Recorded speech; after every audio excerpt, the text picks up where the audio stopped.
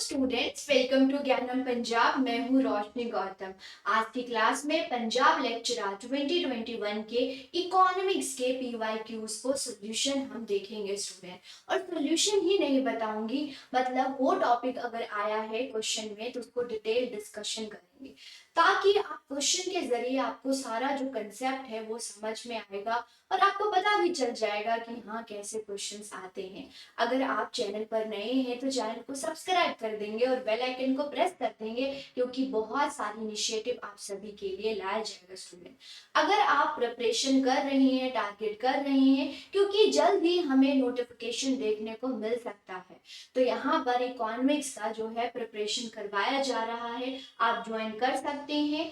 Description box में link होगा या नंबर होगा, उस पर कॉल करेंगे। कोई भी डाउट होता है तो पूछ सकते हैं। डेमो लेक्चर भी देख सकते हैं स्टूडेंट। टीचर से बात कर सकते हैं और उसके बाद परचेज करिए और अपनी प्रिपरेशन को स्टार्ट कर दीजिए, क्योंकि नोटिफिकेशन आने के बाद कुछ नहीं होता है। अभी से आप सभी को प्रिपरेशन करना चाहिए, क्योंकि सिलेबस बहुत है। यहाँ पर क्वेश्चन का लेवल मुझे इजी लगा है, लेकिन ये क्वेश्चन जरूरी नहीं कि यही क्वेश्चन आएगा। इससे डिफिकल्ट तैयारी आप करके जाइए। चलिए, तो आज की क्लास को स्टार्ट करते हैं। कोई भी डाउट होता है तो आप मुझसे पूछ सकते हैं। चलिए, सबसे पहले अगर हम देखें तो ये प्रीवियस ईयर क्वेश्चन है स्टूडेंट, और 2021 का क्वेश्चन मैं आज करवाऊंगी। पहले मैं 2021 का ले रही हूँ और फिर धीरे धीरे मैं और भी क्वेश्चन जितने भी हैं और सब करवाऊंगी, और क्वेश्चन के साथ साथ सारे कंसेप्ट की क्लियर करने की कोशिश करूंगी स्टूडेंट। चलिए, तो मेरी फर्स्ट क्वेश्चन आया हुआ है। देखो, इसमें ना 4 यूनिट, मतलब कि 4 सब्जेक्ट से आया है। माइक्रो से, मैक्रो से, स्टैट से और इंडियन इकोनॉमी से आया है। पंजाब इकोनॉमी, बहुत सारे बच्चों को ना कंफ्यूजन हो रहा है ये पंजाब इकोनॉमी में क्या आएगा, तो उसकी भी मैं वीडियोस बनवाऊंगी स्टूडेंट। कोई स्पेसिफिक बुक नहीं है उसके लिए। बहुत बच्चों का मैसेज आ रहा था कि मैम बुक बता दो। पंजाब इकोनॉमी की कोई बुक नहीं है स्टूडेंट, बट उसमें करना क्या है ये मैं आपको सजेस्ट करूंगी। चलो ठीक है, तो चलो देखते हैं। तो which of the following are the different type of demand. Different type of demand क्या है, बहुत इजी क्वेश्चन आया है। पहले मैं आपको अगर बताऊं कि डिमांड क्या होता है स्टूडेंट, है ना, मांग क्या होता है, डिमांड क्या होता है, पहले ये समझिए। तो डिमांड 3 चीजों से मिलकर बना हुआ है। डिमांड जो होता है स्टूडेंट, वो होता है विलिंग, किसी चीज की विलिंग करना, चाहत करना, प्लस आपके पास एबिलिटी होनी चाहिए, है ना, एबिलिटी होनी चाहिए, एबिलिटी होनी चाहिए, एबिलिटी होनी चाहिए, प्लस आप वांट करेंगे, आप वांट करेंगे। मतलब कि अगर आप चाहेंगे स्टूडेंट, उसके बाद आपके पास पैसा होना चाहिए और फाइनली जाके बाय कर लेंगे, तो ये तीनों वर्ड से डिमांड बनता है। और डिमांड ना सबके साथ, मतलब बहुत सारे वेरिएबल्स होते हैं, उसके साथ रिलेशन होता है। सबसे पहले अगर हम प्राइस डिमांड की बात करें, है ना, अगर हम प्राइस डिमांड की बात करें तो डिमांड का प्राइस से क्या रिलेशन है, डिमांड का प्राइस से क्या रिलेशन है। इक्वेशन की बात करें तो ये होगा quantity demanded is equal to function of price. Price, price of X और डिमांड ऑफ एक्स। अगर हम गुड्स टमाटो की कर रहे हैं तो प्राइस भी हम टमाटो की ही देखेंगे, दैट इज एक्स। और इसमें नेगेटिव रिलेशन होता है। क्या इनमें इनवर्स रिलेशन होता है, नेगेटिव होता है। कैसे? अगर प्राइस कम होगा तो हम क्वांटिटी डिमांडेड को ज्यादा करेंगे, जब प्राइस इंक्रीज होगा तो हम क्वांटिटी डिमांडेड को कम कर देंगे। तो यहाँ पर अपोजिट डायरेक्शन बता रहा है, इसीलिए नेगेटिव रिलेशन होता है। तो क्या प्राइस डिमांड टाइप होता है? बिल्कुल होता है स्टूडेंट। नेक्स्ट देखो, अगर हम देखें तो इनकम डिमांड होता है ना, इनकम डिमांड होता है। मीन्स डिमांड का इनकम के साथ क्या रिलेशन है, डिमांड का इनकम के साथ क्या रिलेशन है, ये आपसे पूछा है। तो quantity demanded of X is the function of Y, income. Income, है ना, Y means income. Means income increase होगा तो हम डिमांड ज्यादा करेंगे, हम क्वांटिटी डिमांडेड ज्यादा करेंगे। और अगर इनकम कम हो जाएगा तो हम क्वांटिटी डिमांडेड कम करेंगे। अब इन दोनों में देखो डायरेक्शन क्या है, सेम आ रहा है। अगर ऑपोजिट डायरेक्शन होता है, जैसे कोरिलेशन में हम करते हैं ना स्टूडेंट, उसी से यहाँ पर ड्राइव हुआ है। तो यहाँ पर नेगेटिव रिलेशन है क्योंकि अपोजिट डायरेक्शन है। यहाँ पर सेम डायरेक्शन है, मीन्स पॉजिटिव रिलेशन है। क्या है? पॉजिटिव। तो इनकम डिमांड का मीन्स डिमांड का इनकम के साथ पॉजिटिव रिलेशन होता है। तो ये भी टाइप ऑफ डिमांड है, बिल्कुल। नेक्स्ट अगर हम क्वेश्चन में देखें तो क्रॉस डिमांड आपसे पूछा है ना? क्रॉस डिमांड पूछा है। क्रॉस डिमांड मीन्स होता है रिलेटेड गुड्स। क्या होता है? Other goods. अदर गुड्स मतलब समझिए, समझाती हूँ। अदर गुड्स का डिमांड देखेंगे, मतलब कि अगर आप यहाँ देखोगे तो quantity demanded of X is a function of price of x student. मतलब अगर हम प्राइस टमाटो की देख रहे हैं तो डिमांड भी हम टमाटो की देखेंगे, सेम गुड होगा। रिलेटेड मतलब होता है अदर। रिलेटेड बोल दो या अदर बोल दो, लेकिन रिलेटेड याद रखिएगा क्योंकि सवाल इससे पूछा जाता है।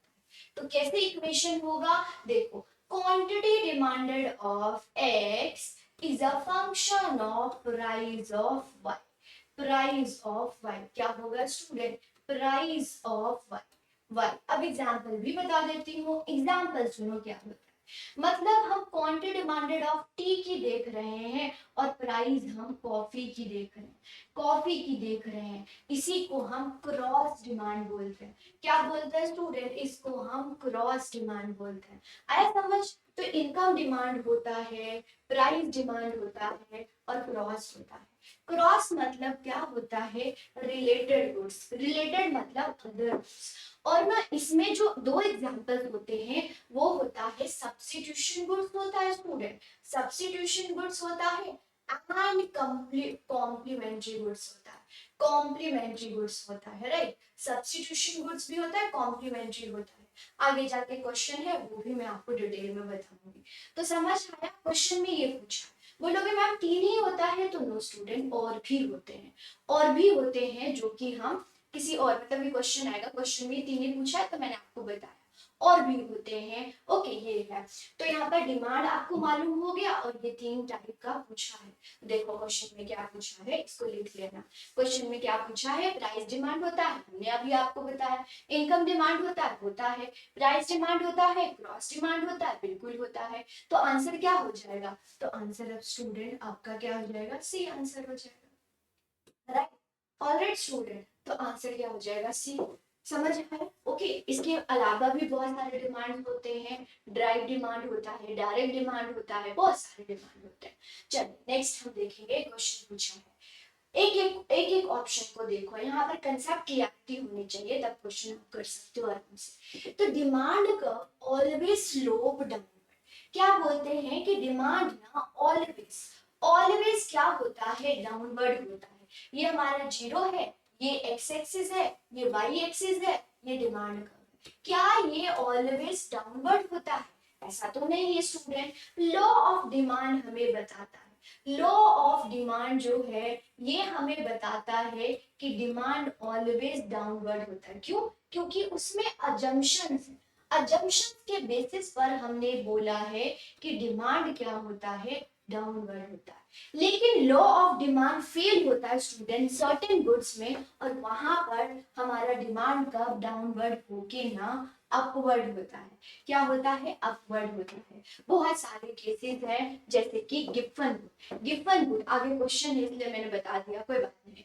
तो गिब्सन वुड हो गया, बहुत सारे ऐसे केसेस होते हैं जहां पर हमारा डिमांड कर्व डाउनवर्ड ना होके हमारा अपवर्ड होता है स्टूडेंट। ओके होता है, ये बिल्कुल ही रॉन्ग पूछा है आपसे तो ये गलत हो जाएगा। आंसर हमें मिल गया, लेकिन और भी हम ऑप्शन देखेंगे। डाउनवर्ड स्लोपिंग डिमांड का law of diminishing marginal utility. ये स्टूडेंट, जब भी हमारा डिमांड कर्व डाउनवर्ड है और वो किस वजह से है? वो एक सिद्धांत है law of diminishing marginal utility. इसका मतलब ये होता है कि आप एक चीज को इंक्रीज करने के लिए वाई को डिक्रीज कर रहे हैं, या फिर इसको आप जैसे प्रोडक्शन में पढ़ोगे कि जैसे जैसे हाँ कंजम्पशन या यूटिलिटी करते हैं ना, जब हम यूटिलिटी पढ़ते हैं तो उस दौरान भी पढ़ोगे law of diminishing marginal utility. मतलब as consume more and more हमारी जो यूटिलिटी होती है डाउनवर्ड डाउनवर्ड जाती है ना।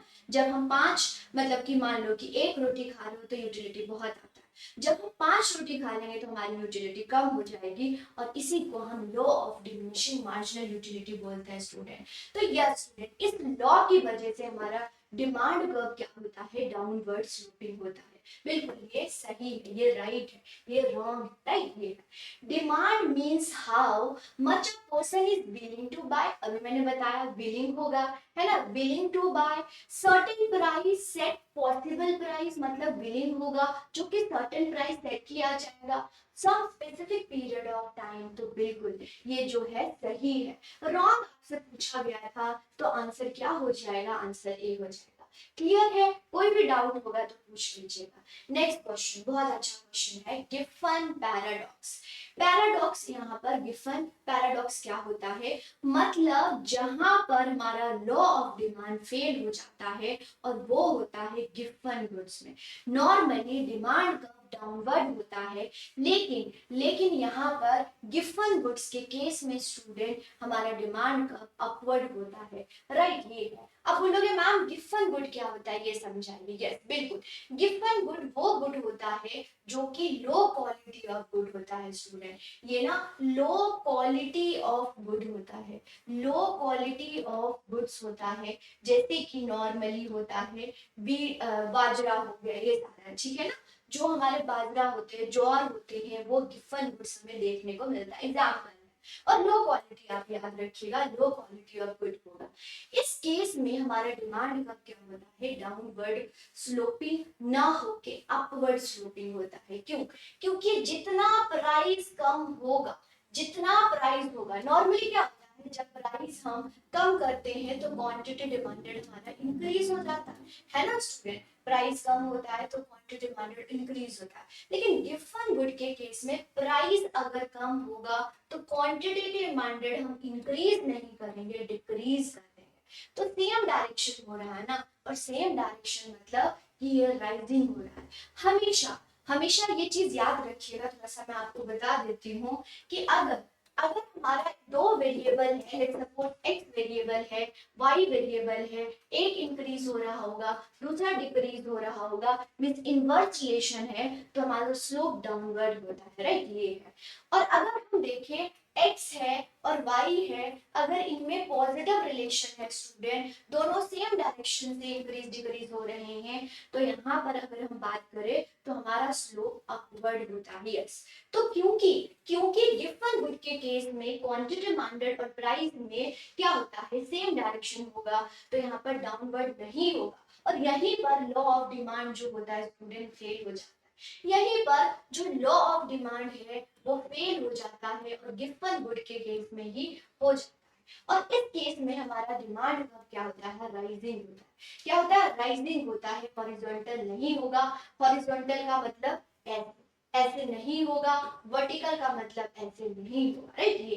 तो आंसर क्या हो जाएगा, समझ आ रहा है। तो गिवन गुड क्या होता है, इसमें हम प्राइस इफेक्ट देखते हैं, याद रखिएगा, इसमें हम प्राइस इफेक्ट देखते हैं, इनकम इफेक्ट नहीं देखते हैं। इनकम इफेक्ट इंफीरियर गुड के केस में हमें देखने को मिलता है। तो गिवन गुड के केस में लॉ ऑफ डिमांड फेल हो जाता है, डाउनवर्ड स्लोपिंग ना होना जैसे, क्योंकि हमें पता है कि डाउनवर्ड स्लोपिंग होता है, लेकिन यहाँ पर अपवर्ड स्लोपिंग हो जाता है, तो आंसर बी हो जाएगा। नेक्स्ट क्वेश्चन, एक और क्वेश्चन गिवन गुड, मतलब एग्जामिनर को लगता है प्यार हो गया गिवन गुड से। चल, गिवन गुड क्या होता है student, these are goods that are people consume more as the price rise and vice versa। ठीक है, ये there is a ordinary goods, ordinary goods होते हैं मतलब कि यहाँ पर ऑर्डिनरी जिसको रैम कर सकते हो, ऑर्डिनरी हम ऑर्डिनरी यूटिलिटी करते हैं ना, रैम कर सकते हो, वो होता है। These are good that people less consume करेंगे जब प्राइस राइज होगा। अब देखो यहाँ पर लिख लो, जब भी क्वेश्चन आता है ना तो आप चीजों को लिख लो साइड में, तो आपको क्लियरिटी मिलेगी। देखो क्या है, जब goods people consume more as price rise, okay, तो ये है। फिर ये क्या है, consume less as price rise, मतलब यहाँ पॉजिटिव रिलेशन है स्टूडेंट, यहाँ पर नेगेटिव रिलेशन है ना, यहाँ पर सॉरी यहाँ पर नेगेटिव रिलेशन है, क्योंकि हाँ ठीक है ठीक है ठीक है, हाँ यहाँ पर पॉजिटिव रिलेशन लिखा हुआ है और यहाँ पर नेगेटिव रिलेशन है ना, ये। और ये गुड्स क्या होते हैं, there are goods that indifferent to with change in price, मतलब इनडिफरेंट मतलब फर्क ही नहीं पड़ रहा है, अगर प्राइस चेंज हो रहा है, इनडिफरेंट मतलब फर्क नहीं पड़ रहा है, कुछ भी हो रहा है, तो ये तो होगा नहीं, ये भी नहीं होगा, है ना, ये भी नहीं होगा। अब इन दोनों में अभी मैंने बताया आपको गिवन गुड के केस में हमें नेगेटिव इनवर्स रिलेशन नहीं पॉजिटिव रिलेशन देखने को मिलता है ना स्टूडेंट, पॉजिटिव रिलेशन देखने को मिलता है, तो आंसर ए हो जाएगा। गिवन गुड में ऑलवेज पॉजिटिव रिलेशन देखने को मिलता है, जो इनवर्स रिलेशन होता है वो फेल हो जाता है, ये याद रखिएगा, तो आंसर ए हो जाएगा। चलो समझ आ रहा है, नेक्स्ट क्वेश्चन देखो, market economy as an economy system in which, market economy क्या होता है, ऑप्शंस पढ़ते हैं, जहां पर डिसीजन लिया जाता है इन्वेस्टमेंट, प्रोडक्शन, सेंट्रलाइज प्लानिंग, मतलब कि एक लोग जो है वो मतलब प्लानिंग करते हैं और सभी फॉलो करते हैं, सेंट्रलाइज का मतलब एक जो इंसान है वो सेट कर रहा है सब कुछ और सभी उसको फॉलो कर रहे हैं, सभी फॉलो कर रहे हैं, उसको सेंट्रलाइज बोलेंगे, राइट, ये है। और ये जो है why price are determined by demand and supply force, और प्राइस होता है demand and supply, okay. Decision वो इकोनॉमी जहां पर डिसीजन इन्वेस्टमेंट प्राइस सेंट्रलाइज्ड होगा तो वो होगा, सेंट्रलाइज्ड हो जाएगा तो वो होगा। Decision regarding investment production price are centralised, ये भी सेंट्रलाइज्ड है, okay. Decision regarding investment production price determine demand and supply. अब आप बोलोगे मैम हमें मार्केट इकोनॉमी समझे, जब मार्केट इकोनॉमी आपको पता हो तो आपको ये क्वेश्चन सॉल्व हो जाएंगे। बेसिकली 3 टाइप ऑफ इकोनॉमी हम जब समझते हैं स्टूडेंट, एक होता है आपका सोशलिस्ट टाइप ऑफ इकोनॉमी, एक होता है कैपिटलिस्ट टाइप ऑफ इकोनॉमी और एक होता है मिक्स टाइप ऑफ इकोनॉमी। तो अगर हम देखें कि मार्केट इकोनॉमी जो होता है वो कैपिटलिस्ट टाइप ऑफ इकोनॉमी होता है, और मार्केट इकोनॉमी में यस कैपिटलिस्ट को हम मार्केट इकोनॉमी बोलते हैं, और मार्केट का मतलब होता है all economy decision, all economy decision जो लिया जा रहा है, इकोनॉमी डिसीजन जो लिया जा रहा है by the forces of demand and supply, by the forces of demand and supply, demand and supply के रिगार्डिंग सारे इकोनॉमिक डिसीजन लिए जा रहे हैं, डिसीजन लिए जा रहे हैं, क्या प्रोड्यूस करना है ना। नॉर्मली आपको पता है कि 3 सेंट्रल प्रॉब्लम होते हैं, what to produce, whom to produce and how to produce, ये 3 सेंट्रल प्रॉब्लम होते हैं, उसी को इकोनॉमी डिसीजन बोलेंगे। तो डिमांड एंड सप्लाई से होता है उसको हम कैपिटलिस्ट टाइप ऑफ इकोनॉमी, या हम इसको बोलते हैं market type of economy. Clear है स्टूडेंट, तो यहाँ पर सेंट्रलाइज हो गया, तो बोलोगे मैम सेंट्रलाइज क्या होगा, तो इसको हम सोशलिस्ट टाइप ऑफ इकोनॉमी बोलते हैं, सोशलिस्ट टाइप ऑफ इकोनॉमी बोलते हैं, इसको हम प्लान्ड इकोनॉमी बोलते हैं, यस स्टूडेंट, इसको हम प्लान, इसको हम कमांड इकोनॉमी बोलते हैं, यस स्टूडेंट, इसको हम कमांड इकोनॉमी बोलते हैं। तो आंसर ये भी नहीं होगा, ये भी नहीं होगा, क्योंकि प्लान तो होता नहीं है मार्केट इकोनॉमी में, तो ये भी नहीं होगा, ये भी नहीं होगा, यस, ये आंसर होगा डी। ऐसी अर्थव्यवस्था जहां पर market means demand and supply से इकोनॉमी डिसीजन लिया जा रहा है, जैसे कि इन्वेस्टमेंट, जैसे कि प्रोडक्शन, जैसे कि प्राइस, इसी को हम बोलते हैं, क्या बोलते हैं, मार्केट इकोनॉमी या कैपिटलिस्ट इकोनॉमी, राइट। चलो नेक्स्ट क्वेश्चन देखेंगे, नेक्स्ट क्वेश्चन क्या है, एक और आ गया है मार्केट इकोनॉमी, देखो क्या होता है, they are minimally regulated free market, okay, मतलब कि फ्री मार्केट की तरह होता है, ये लेजर फेयर होता है। लेजर फेयर वो टाइप ऑफ मतलब कि पॉलिसीज एंड प्रोग्राम होते हैं जहां पर बोलते हैं कि फ्री छोड़ दो, जैसे कि Adam Smith student, Adam Smith जो है वो क्लासिकल इकोनॉमिस्ट है, और उनका मानना था कि इकोनॉमी क्या होनी चाहिए, लेजर फेयर होना चाहिए, मतलब कि free from government intervention, means government intervention का कोई रोल नहीं होना चाहिए, ये एडम स्मिथ जो कि क्लासिकल इकोनॉमी से बिलोंग करते थे वो बोलते थे, ये वर्ड उन्होंने ही दिया है, तो यस ये भी होगा। There are contrasted with fully plan, मतलब अपोजिट है, तो बिल्कुल है, तो आंसर ऑल ऑफ द। अब मैं आपको फीचर्स बता दूंगी कि यस मार्केट इकोनॉमी क्या होता है, मार्केट इकोनॉमी को कैपिटलिस्ट इकोनॉमी बोलते हैं, समझिए, जहां पर इकोनॉमी की resources on and control by the private individual और बिजनेसमैन के द्वारा किया जाता है, उसे वो मार्केट बोलते हैं। और ये डिमांड एंड सप्लाई के बेसिस पर होता है। यहाँ पर सरकार का मीन्स गवर्नमेंट का इंटरवेंशन लिटिल होता है, कम होता है। प्राइसेस जो होते हैं मार्केट फोर्सेस के द्वारा डिसाइड होते हैं। जब भी मार्केट फोर्सेस आए ना स्टूडेंट, तो वो क्या होता है, डिमांड एंड सप्लाई होता है। क्या होता है, डिमांड एंड सप्लाई। यहाँ पर प्रॉफिट मैक्सिमाइज किया जाता है, क्योंकि प्राइवेट है ना, प्राइवेट है स्टूडेंट, तो प्राइवेट को कोई लेना देना नहीं है। प्राइवेट को कोई लेना देना नहीं है कि क्या हो रहा है, कैसे हो रहा है। जब भी प्राइवेट वर्ड आए इट मीन समझ जाना, वो प्रॉफिट के लिए काम करेगा। क्यों, देख हम लोग आप लोग देख है ना, सरकार तो हम नहीं है। अगर हम सरकार होते तो वेलफेयर के लिए काम करते, लेकिन हम लोग हैं, आप लोग हैं स्टूडेंट, वो किसके लिए काम करेंगे, बोलोगे मैम हम तो अपने प्रॉफिट के लिए काम करेंगे। बिल्कुल स्टूडेंट, बिल्कुल राइट, हम ना प्रॉफिट के लिए काम करेंगे। तो ये प्रॉफिट मैक्सिमाइज करने के लिए काम करते हैं। ओके, और यही पर बोलोगे कौन से स्टेट होता है जहां पर मतलब मार्केट इकोनॉमी या कैपिटलिस्ट टाइप ऑफ इकोनॉमी को फॉलो किया जाता है, जैसे यूएस, सिंगापुर। हमारा भारत कौन सा है, ये मुझे चैट बॉक्स में बताना है। इंडिया कौन से टाइप ऑफ इकोनॉमी है, चैट बॉक्स में जरूर मुझे बताना। चलिए, वेरी नेक्स्ट क्वेश्चन है student, which among the following is the causes of change in demand. इनमें से कौन सा चेंज इन डिमांड करेगा, चेंज इन डिमांड करेगा। अब यहाँ पर बहुत इंटरेस्टिंग ये टॉपिक है, इसको मैं आपको समझाना चाहूंगी स्टूडेंट, मैं आपको समझाना चाहूंगी। तो देखो, डिमांड कर्व में, जो डिमांड कर्व है उसमें क्या होता है, या शिफ्टिंग होती है स्टूडेंट, शिफ्टिंग होती है, या फिर क्या होता है, मूवमेंट होता है। क्या होता है, मूवमेंट होता है। डिमांड कर्व में या तो शिफ्टिंग होती है या तो मूवमेंट होता है। समझो अब यहाँ पर, तो बोलोगे मैम डिमांड कर्व शिफ्टिंग किसकी वजह से होगा, डिमांड कर्व में शिफ्टिंग किसकी वजह से होगा। तो डिमांड कर्व में शिफ्टिंग होता है अदर फैक्टर की वजह से, अदर फैक्टर की वजह से। और यहाँ पर प्राइस जो होता है कांस्टेंट होता है, प्राइस जो होता है वो कांस्टेंट होता है, मतलब वो चेंज नहीं होता। जैसे अगर हम quantity demanded is a function of price की बात करें ऑफ एक्स, इनकम की बात करें प्राइस ऑफ वाई, या टेस्ट एंड प्रेफरेंसेस की बात करें स्टूडेंट, तो यहाँ पर इन सब अदर फैक्टर की वजह से होगा और प्राइस यहाँ पर कांस्टेंट रहेगा।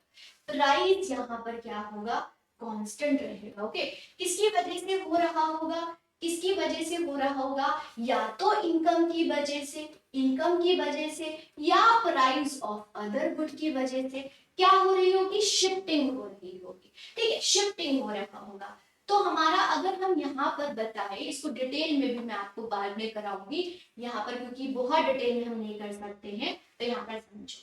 तो शिफ्टिंग का मतलब क्या होता है कि डिमांड यहाँ से यहाँ जा रहा है, यहाँ से यहाँ, और यहाँ पर प्राइस कांस्टेंट, प्राइस क्या है, कांस्टेंट है। डिमांड हमारा D1 हो रहा है या D2 हो रहा है, प्राइस कांस्टेंट है, तो वो इनकम की वजह से। एग्जांपल के तौर, एग्जाम्पल लेट्स सपोज एग्जाम्पल लेते हैं स्टूडेंट, तो प्राइस नहीं इनकम की वजह से अगर इंक्रीज हो रहा है तो हमारा क्या हो जाएगा, क्या हो जाएगा, शिफ्टिंग हो जाएगी। मींस अगर इनकम इंक्रीज होगा तो क्वांटिटी डिमांडेड इंक्रीज होगी और ये राइट वर्ड शिफ्ट हो जाएगा, यहाँ से यहाँ चला आएगा, मींस राइट वर्ड शिफ्ट हो जाएगा, है ना, ये हो जाएगा। यही बात, इनकम कम हुआ तो हमारा क्वांटिटी डिमांडेड कम हो जाएगा, तो ये लेफ्ट वर्ड शिफ्ट हो जाएगा। ये सारे कंडीशन आपको पढ़ना होगा, तब जाके बहुत डिटेल में समझ आएगी, बट फिर भी आपको समझ आ रहा है, समझ रहे। बोलोगे मैम अच्छा ये बताओ कि डिमांड कर्व में मूवमेंट किसकी वजह से होती है। मूवमेंट क्या मतलब कि ये खिसक रहा है ना, खिसक रहा है स्टूडेंट ये। तो देखो, जब मूवमेंट होता है डिमांड कर्व में तो वो प्राइस की वजह से होता है, due to price and other factor क्या होते हैं, कांस्टेंट होते हैं, अदर फैक्टर क्या होंगे, कांस्टेंट होंगे। ठीक है, जैसे quantity demanded of X is a function of price of X, income, price of Y, है ना, ये सब। तो यहाँ पर ये सब कांस्टेंट होंगे, लेकिन प्राइस की वजह से हो रहा होगा, और वो क्या हो रहा होगा, ऐसा हो रहा होगा। लाइक ये हमारा ओरिजिन है, ये वाई एक्सिस है, ये एक्स एक्सिस है। यहाँ पर हम क्वांटिटी लेंगे, यहाँ पर प्राइस, यहाँ पर भी ले लेते हैं क्वांटिटी और प्राइस। ठीक है, ये अब देखो कैसा करना होगा। मीन ये अपनी पोजीशन से जो है, पोजीशन से हटेगा नहीं, यहीं पर या तो ऊपर की तरफ जाएगा या तो नीचे की तरफ जाएगा, है ना, ये होगा स्टूडेंट, ये होगा। मीन्स अगर प्राइस ये था तो या तो ऊपर जाएगा या तो नीचे जाएगा, है ना, ये होगा। या तो यहाँ से यहाँ जाएगा या तो यहाँ से यहाँ जाएगा, और इसी को बोलते हैं एक्सटेंशन हो रहा है या कॉन्ट्रैक्शन हो रही है। क्या एक्सटेंशन हो रहा है या कॉन्ट्रैक्शन हो रहा है। तो समझ आया कि डिमांड कर्व में शिफ्टिंग होता है, डिमांड कर्व में मूवमेंट होता है, movement due to price, movement due to price and other factor constant. और शिफ्टिंग किसकी वजह से होती है स्टूडेंट, अदर फैक्टर से, और प्राइस यहाँ पर कांस्टेंट रहता है, और यहाँ पर एक्सटेंशन या कॉन्ट्रैक्शन या राइट वर्ड लेफ्ट वर्ड होता है। तो अब देखिए, इसको लिख लीजिए, इसको लिख लीजिए स्टूडेंट, बहुत इंपॉर्टेंट है। ठीक है, बहुत इंपॉर्टेंट है। अब देखो क्वेश्चन क्या पूछा है, चेंज इन डिमांड। चेंज का मतलब शिफ्ट हो रहा है, चेंज का मतलब शिफ्ट हो रहा है, और शिफ्टिंग रियल इनकम की वजह से होगा। किसकी वजह से, रियल इनकम की वजह से होगा। रियल इनकम को हम परचेजिंग पावर बोलते हैं, परचेजिंग पावर। और परचेजिंग पावर, ये थोड़ा एक्स्ट्रा बता देती हूँ, परचेजिंग पावर और प्राइस में इनवर्स रिलेशन होता है, ये केन्स ने बोला। ओके, ये रीडिस्ट्रीब्यूशन ऑफ इनकम, इनकम की वजह से, यहाँ पर भी इनकम, यहाँ पर इनकम है, राइट। क्लाइमेट और वेदर चेंज की वजह से, है ना, मान लो कि अभी समर है, विंटर है, तो अब वैसे ही हमारे डिमांड चेंज होंगे ना, उसकी वजह से। ऑल ऑफ द अबव, बिल्कुल आंसर क्या हो जाएगा, ऑल ऑफ द। प्राइस की वजह से नहीं होगा, प्राइस होता तो उसकी वजह से मूवमेंट होती, राइट। समझ आया, चलिए। तो यस स्टूडेंट, देखो movement and shift in demand, जो चेंज होता है डिमांड में ड्यू टू अदर फैक्टर, उसको हम शिफ्ट बोलते हैं। और अगर शिफ्टिंग देखो यहाँ से, है ना, यहाँ से ऊपर या तो नीचे जा रहा है, और अगर हम प्राइस चेंज की वजह से हो रहा है तो मूवमेंट होता है, मूवमेंट होता है, राइट। ओके, चलिए नेक्स्ट क्वेश्चन देखेंगे। Two goods are complement if, two goods क्या है, कॉम्प्लीमेंट है। तो कॉम्प्लीमेंट क्या होता है समझिए। कॉम्प्लीमेंट्री गुड्स वो गुड्स होते हैं स्टूडेंट, जो कि एक गुड्स के, अगर एक गुड है तो दूसरा गुड होना चाहिए, एक गुड है तो दूसरा गुड होना चाहिए, और दूसरा गुड है तो एक गुड होना ही होना चाहिए। दोनों एक दूसरे, मतलब एक दूसरे के साथ ही यूज होंगे, एक के अलावा दूसरे का कोई अस्तित्व नहीं होगा, राइट, अस्तित्व नहीं होगा, उसको हम कॉम्प्लीमेंट्री गुड बोल रहे हैं। बोलेगा एग्जांपल बताओ, यस, जैसे कि कार और पेट्रोल, कार नहीं है तो पेट्रोल नहीं है, पेट्रोल नहीं है तो कार नहीं है ना। जैसे कि ब्रेड और बटर, है ना, बोलोगे मैम हम ब्रेड तो हम बटर के अलावा खाते हैं, नहीं, यहाँ पर ये यूनिवर्सल एग्जाम्पल है स्टूडेंट। पेन और रिफिल, ये क्या है, कॉम्प्लीमेंट्री। तो कॉम्प्लीमेंट्री का पहले, सबसे पहले आपको एग्जाम्पल पता होना चाहिए, ये सारे एग्जाम्पल्स हैं। ओके, ये सारे हमारे कार एंड पेट्रोल एग्जाम्पल है, ब्रेड और बटर है, पेन और रिफिल है, ये सारे होते हैं। अब क्वेश्चन आता है कि इनमें क्या रिलेशन होता है, क्या रिलेशन होता है, चलिए इसको समझते हैं, इसको समझते हैं स्टूडेंट। देखो इनमें क्या रिलेशन होता है। सबसे पहले क्रॉस डिमांड का पार्ट है कॉम्प्लीमेंट्री, क्रॉस डिमांड का पार्ट है कॉम्प्लीमेंट्री गुड्स, है ना, कहते हैं एक दूसरे को कॉम्प्लीमेंट कर रहे हैं। तो यस स्टूडेंट, क्या है, कॉम्प्लीमेंट्री गुड्स है, कॉम्प्लीमेंट्री। पहले तो एग्जाम्पल आपको पता होना चाहिए, एग्जाम्पल जैसे कि हमारा ब्रेड और बटर, है ना, कोई जो यूनिवर्सल एग्जाम्पल है आपको वही याद रखना होगा, ब्रेड और बटर, है ना, बटर है स्टूडेंट, ये एग्जाम्पल। ओके, और मैं अगर बताऊं नॉर्मल, है ना, नॉर्मल क्या था, क्वांटिटी डिमांडेड, नॉर्मल बता, quantity demanded of x is a function of price of y, price of x, normal. अगर क्रॉस की बात करेंगे, क्रॉस का, तो ये क्या हो जाएगा, quantity demanded of X is a function of price of Y. ये रिलेटेड गुड्स बता है ना, ये एग्जांपल ले लो। तो quantity demanded of bread, bread जो है बी, ब्रेड ऐसे लिख देती हूँ, और बटर, बटर, ठीक है, ऐसे लिख देती हूँ। तो क्वांटिटी डिमांडेड ऑफ ब्रेड और बटर में हम देखें, समझ यहाँ पर एग्जांपल से समझाती हूँ। कोई भी चीज आपने ना रटना नहीं है, समझना है। इकोनॉमिक्स बहुत ब्यूटीफुल है, अगर उसको समझ के करोगे स्टूडेंट तो देखो कैसे है।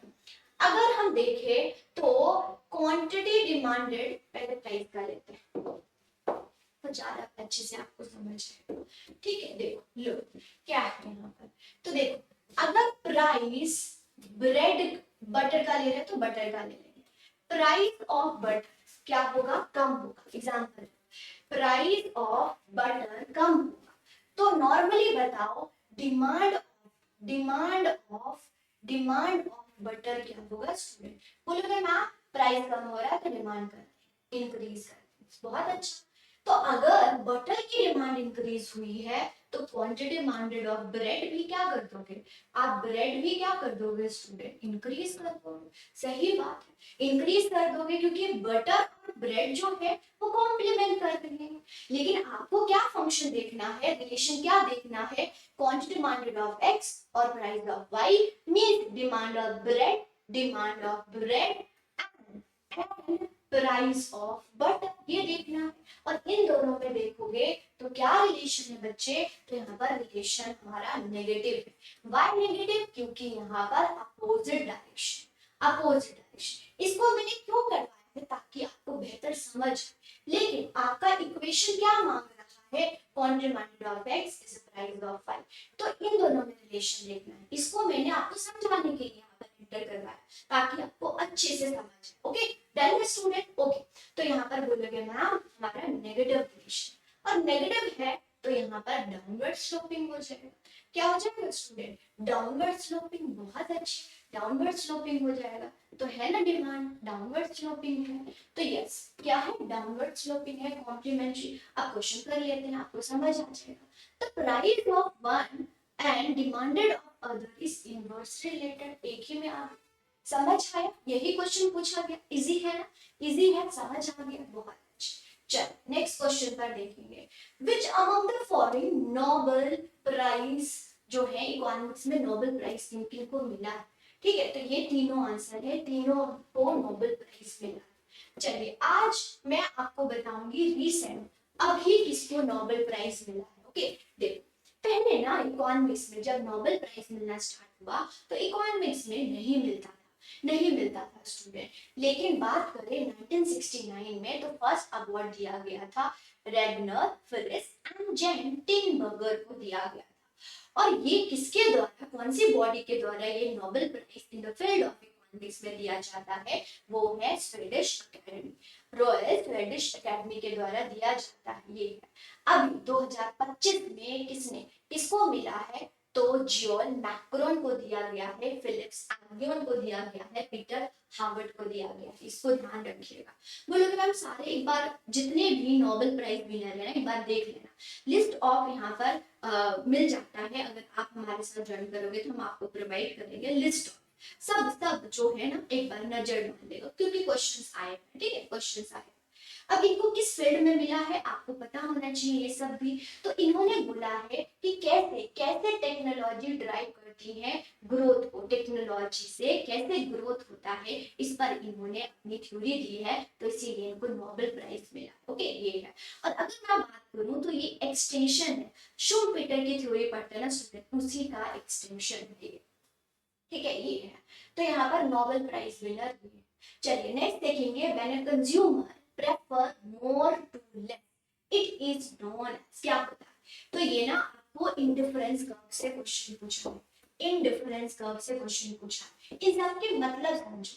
कंप्लीटनेस का मतलब होता है given price and given price, price and given income में मैं बेस्ट चॉइस कर रही हूँ, इनकम में मैं बेस्ट डिसीजन ले रही हूँ, बेस्ट क्योंकि इकोनॉमिक्स वाले रैशनल होते हैं स्टूडेंट, रैशनल होते हैं, मतलब उनके पास जितना पैसा होता है, ओके, जितना पैसा होता है वो बेस्ट डिसीजन लेते हैं। तो कंप्लीटनेस का मतलब होता है कि जितना इनकम है उससे आप बेस्ट डिसीजन ले रहे हो, क्योंकि हम रैशनल होते हैं, रैशनल कंज्यूमर। नॉन सेटिएशन का मतलब होता है मोर, ज्यादा ज्यादा कंज्यूम करोगे, मोर एंड मोर, आपको ज्यादा से ज्यादा सेटिस्फेक्शन मिलेगा, ज्यादा से ज्यादा सेटिस्फेक्शन मिलेगा। और यही यही आपसे क्वेश्चन में पूछा गया है। Less to more means higher IC means higher satisfaction, ये नॉन जो है सेटिएशन बताता है।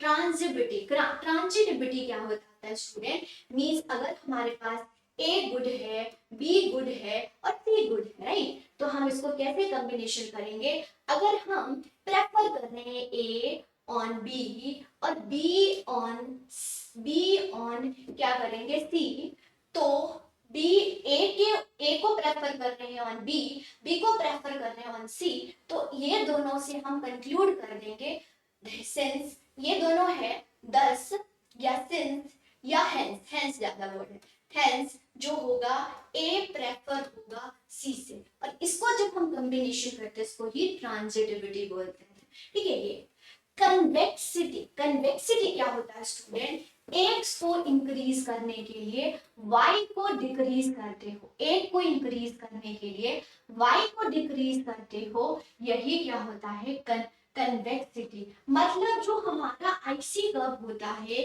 इन case of ordinal utility, in case of ordinal utility वो क्या होता है स्टूडेंट, वो हमारा क्या होता है कन्वेक्स टू द ऑरिजिन, क्या होता है कन्वेक्स टू द ऑरिजिन। आ रही समझ ये सारी, और ये जो क्वेश्चन आया है ये आपका consumer behaviour that is ordinal utility से आया हुआ।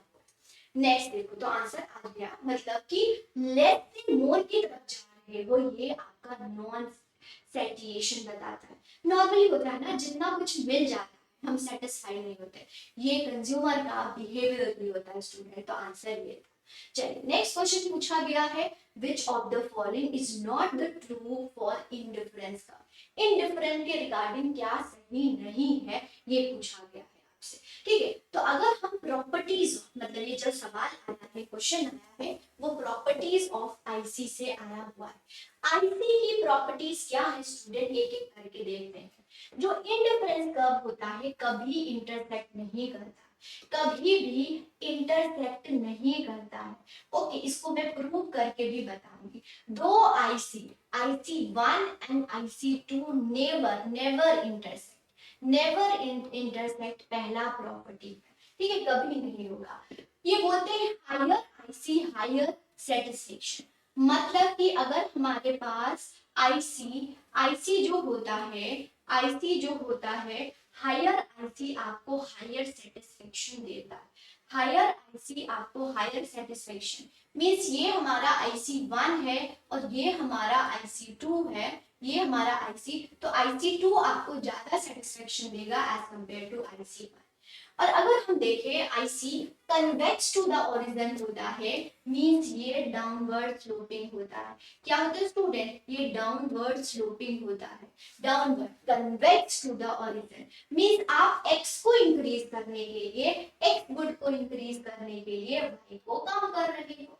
ओके यस स्टूडेंट, जो slope is downward means negative, ये कन्वेक्स भी होता है और ये ना ही लीनियर होगा, ना ही वर्टिकल, ना ही हॉरिजॉन्टल, ये सब नहीं होगा, ये डाउनवर्ड स्लोपिंग होगा।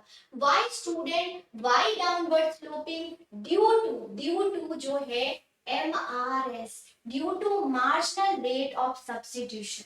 मार्जिनल रेट ऑफ सब्स्टिट्यूशन से भी क्वेश्चन आया है।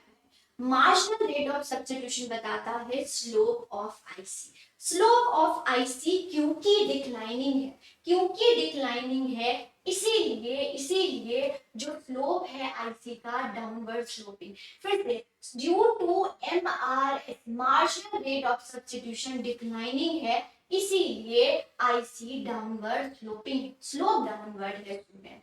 ये कभी भी जो है एक्सिस को टच नहीं करेगा।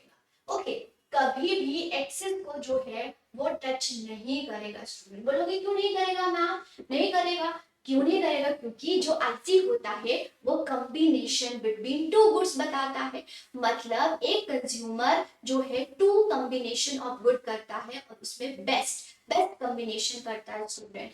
तो जब हम क्या करेंगे, टच कर देंगे एक्सिस को, तो सिर्फ वो वन गुड को ही कंज्यूम कर रहा होगा। या तो एक्स गुड स्टूडेंट, या तो एक्स गुड, या तो वाई, और सिर्फ एक गुड नहीं करेगा। अगर वो इंडिफरेंट मतलब कि आईसी है स्टूडेंट, तो वो सिर्फ एक गुड को कंज्यूम नहीं करेगा, इसलिए कभी भी टच नहीं करता है एक्सिस, कभी भी टच नहीं करता है एक्सिस। अब इसको भी समझो, दो आईसी कभी भी मीट नहीं करते। इसको कैसे आप प्रूव करोगे? प्रूव करके बता। बोलोगे मैम दो आईसी क्यों नहीं मीट करते हैं? तो समझो, ये हमारा आईसी 1 है, ये हमारा आईसी 1 है, और ये आईसी हमारा क्या है? 2 है, आईसी 2 है। ये पॉइंट है हमारा बी, ये आईसी हमारा ए, और ये जो है आईसी ये हमारा सी। ठीक है, ये अब दो प्रॉपर्टी मैंने आपको समझाया है ना, दो प्रॉपर्टी मैंने समझाया है। Higher IC, higher IC, higher IC आपको क्या देगा? Higher satisfaction. बहुत अच्छा, हायर सेटिस्फेक्शन देगा। ऑलराइट स्टूडेंट, सेटिस्फेक्शन देगा, सेटिस्फेक्शन देगा। Okay, higher IC higher satisfaction देगा। और अगर हम देखें तो एट आईसी, आईसी आईसी 1 पर देखें तो क्या आईसी 1 और ये पॉइंट है, मतलब IC A is equal to B, है ना? A is equal to B. अब बोलोगे ma'am A is equal to B क्यों, कैसे बोल सकते हो? क्योंकि आईसी का प्रॉपर्टी है स्टूडेंट, आईसी का प्रॉपर्टी है कि ऑन ऑन या एट आईसी आप जो भी कॉम्बिनेशन करते हो at IC between two goods आपको सेम सेटिस्फेक्शन देते हैं। टू गुड्स आपको सेम सेटिस्फेक्शन देते हैं। क्या देते हैं? सेम सेटिस्फेक्शन देते हैं, सेम सेटिस्फेक्शन दिया जाता है। मतलब कि अगर एक आईसी है और इस पर दो पॉइंट है स्टूडेंट, वो आपको सेम सेटिस्फेक्शन देगा। तो इसीलिए that's why A is equal to B है। मतलब कि जो आईसी 1 है, जो आईसी 1 है, ए पॉइंट है और बी पॉइंट भी आपको सेम सेटिस्फेक्शन दे रहा है। अब हम IC2 लेते हैं। लेट्स सपोज हम IC2 लेते हैं, तो ये जो होगा वो होगा आपका C is equal to B, C is equal to B, है ना? क्योंकि जो सेम आईसी है और जितने भी आप कॉम्बिनेशन करते हो बिटवीन गुड्स आपको सेम लेवल ऑफ सेटिस्फेक्शन देता है। ये आईसी की प्रॉपर्टी है स्टूडेंट, प्रॉपर्टी, राइट, प्रॉपर्टी है। तो A इक्वल टू बी है, C is equal to B है, तो हम बोल सकते हैं, हेंस हम ये बोल सकते हैं A is equal to C, A is equal to C. और A पॉइंट तो IC1 पर है और A point C point IC2 पर है।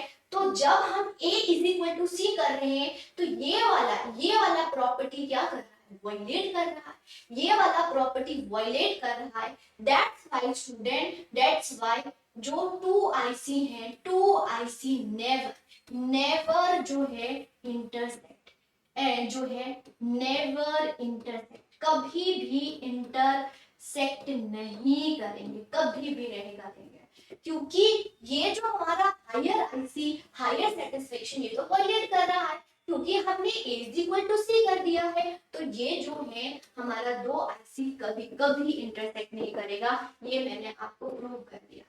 तो ये सारे प्रॉपर्टी है बच्चे आईसी के कि दो आईसी कभी मीट नहीं करेंगे। हायर आईसी आपको हायर सेटिस्फेक्शन देगा, ये कन्वेक्स टू द ओरिजिन होगा, ये डाउनवर्ड होगा। व्हाई? क्योंकि marginal rate of substitution mean slope downward है और कभी भी टच को जो है एक्सिस को टच नहीं करेगा आईसी हमारे, क्योंकि आईसी जो है वो कॉम्बिनेशन बताता है between two goods. Okay, combination बताता है टू गुड्स और हम सिर्फ एक हम गुड्स कभी भी नहीं कंज्यूम करेंगे। तो यहाँ पर देखो, यहाँ पर क्वेश्चन आपसे क्या पूछा था? क्वेश्चन अब आ जाएगा, इट स्लोप डाउनवर्ड, है ना? ये slope downward left to right, है ना? Left to right. Always curve, एक और चीज मेरी बात याद रखना स्टूडेंट, जो कर्व होता है वो आपका लेफ्ट टू राइट होता है। ये नॉट इंटरसेक्ट, अभी मैंने बताया टू आईसी नेवर इंटरसेक्ट, और ये कॉन्वेक्स टू द ओरिजिन होता है। तो आंसर क्या हो जाएगा, आंसर विल बी डी, है। आंसर क्या हो जाएंगे स्टूडेंट, डी हो जाएंगे। ऑलराइट, समझ आया। चलिए नेक्स्ट क्वेश्चन हम देखेंगे। ये आ गया marginal rate of substitution. Marginal rate of substitution के रिगार्डिंग क्या सही है पूछा गया है। It show how much of one commodity substitute for how much of another. It show what rate a consumer is willing to substitute one commodity for another. Okay, it indicate the slope of indifference curve, all of that. चलिए पहले हम MRS को समझ लेते हैं। MRS क्या बताता है, स्लोप ऑफ आईसी। आईसी जो होता है इंटरफेरेंस कर्व होता है, उसका स्लोप आप कैसे डिनोट करते हो, by the MRS, that is marginal rate of substitution. Marginal rate of substitution बताता है कि आप एक गुड को लेने के लिए, एक्स गुड को लेने के लिए वाई को कितना सब्स्टिट्यूट कर रहे हैं, कितना छोड़ रहे, सेक्रीफाइस कर रहे हैं, willing to sacrifice one good to obtain the another goods. क्यों, क्योंकि हमें सेम लेवल ऑफ सेटिस्फेक्शन, जैसे कि अगर हमारा ये आईसी है तो हम मोर एंड मोर हम एक्स को इंक्रीज करेंगे और वाई को कम करेंगे, ताकि ताकि हम सेम सेटिस्फेक्शन को मेंटेन कर पाए, सेम सेटिस्फेक्शन को मेंटेन कर पाए। इसका formula change in goods of y upon change in goods of x होता है, इसी को बोलते हैं ये law of diminishing marginal utility, क्योंकि डाउनवर्ड स्लोपिंग है ना स्टूडेंट, तो law of diminishing marginal utility पर बेस्ड है। वेरी इंपॉर्टेंट स्टूडेंट, क्योंकि आप एक गुड को इंक्रीज करने के लिए, एडिशनल 1 यूनिट को इंक्रीज करने के लिए आप अदर गुड्स को सेक्रीफाइस करें, गिव अप करें, ठीक है। यस, अब एक इंटरेस्टिंग चीज बताऊंगी मैं। In case of ordinal utility, please लिखेंगे, utility means ordinal utility. Utility two types के होते हैं, ऑर्डिनल एंड कार्डिनल। तो ऑर्डिनल यूटिलिटी के केस में, ऑर्डिनल यूटिलिटी के केस में जो होता है वो आईसी क्या होता है, कन्वेक्स टू द ओरिजिन। क्या होता है, convex to origin. Why student, due to assumption. Due to assumption, ordinal utility के कुछ अजम्पशंस हैं, अजम्पशन की वजह से जो आईसी होता है वो कन्वेक्स टू द ओरिजिन होता है, राइट। लेकिन और इस केस में क्योंकि कन्वेक्स टू द ओरिजिन है, तो इस केस में एमआरएस, प्लीज नोट करेंगे, एमआरएस डिक्लाइन होगा। देख, ऑर्डिनल यूटिलिटी में कुछ अजम्पशंस होते हैं, उस अजम्पशन की वजह से हमारा आईसी जो होता है वो कन्वेक्स टू द ओरिजिन होगा, और क्योंकि कन्वेक्स टू द ओरिजिन है तो एमआरएस में स्लोप क्या होंगे, डाउनवर्ड। ये अजम्पशन, लेकिन जो MRS means marginal rate of substitution, ये डिमिनिशिंग भी हो सकता है, ये कांस्टेंट भी हो सकता है, इंक्रीज। ऑर्डिनल यूटिलिटी के केस में ये कन्वेक्स मींस MRS डिक्लाइनिंग होगा ड्यू टू अजम्पशन, लेकिन MRS की खुद की भी तो पहचान है स्टूडेंट, खुद की भी तो पहचान है। तो अगर क्वेश्चन पूछा जाता है कि क्या MRS डिमिनिशिंग होते हैं, कांस्टेंट होते हैं, इंक्रीजिंग होते हैं, तो बिल्कुल होते हैं, बिल्कुल होते हैं। जैसे कि आप ऑलवेज x को इंक्रीज करने के लिए y को कम, लेट सपोज पहले 3 फिर 2 फिर 1 को आप डिक्लाइन कर, x को इंक्रीज करने के लिए कम y को आप डिक्लाइन कर रहे हैं, तो उसको हम डिमिनिशिंग बोलेंगे, ठीक है। और आईसी के केस में मींस ऑर्डिनल यूटिलिटी के केस में हमारा एमआरएस डिमिनिशिंग होता है। लेकिन क्या इंक्रीजिंग हो सकता है, यस, जब आप x को इंक्रीज करने के लिए y को मोर एंड मोर डिक्लाइन कर दें, मतलब पहले 3 फिर 4 या 5, तो मोर एंड मोर कर दें तो उसको हम इंक्रीजिंग बोलेंगे। जब कांस्टेंट होगा तो x को इंक्रीज करने के लिए y को आप कांस्टेंट रेट से डिक्लाइन कर रहे हैं, 2 2 2 2, ओके, ये है, तो ये कांस्टेंट होता है। तो ऑर्डिनल यूटिलिटी के केस में एमआरएस डिमिनिशिंग होता है, लेकिन एमआरएस डिमिनिशिंग भी हो सकता है, कांस्टेंट भी हो सकता है, इंक्रीजिंग भी हो सकता है, राइट स्टूडेंट। इसी को मार्जिनल रेट ऑफ सब्स्टिट्यूशन बोलते हैं। ऑलराइट, तो आंसर क्या हो जाएगा, answer all of the above होगा, क्योंकि ये बताता है कि आप वन गुड को सब्स्टिट्यूट करते हो फॉर द अनदर। ये क्या होता है, ये बताता है कि आप एक को कंज्यूम करने के लिए दूसरे को कितना सेक्रीफाइस करते हैं। और आईसी के केस में इसको हम स्लोप बोलते हैं। The slope of IC is MRS, that is marginal rate of substitution. Alright student, तो ये मैंने आपको बताया।